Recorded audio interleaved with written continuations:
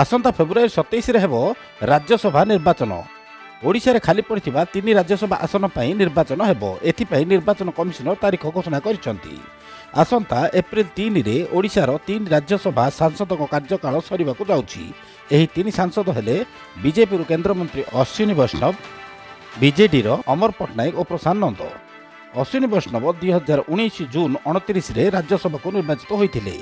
एहीपरि प्रशांत नंद 2016 April 4 तारिख रु राज्यसभा को निर्वाचित होइथिले।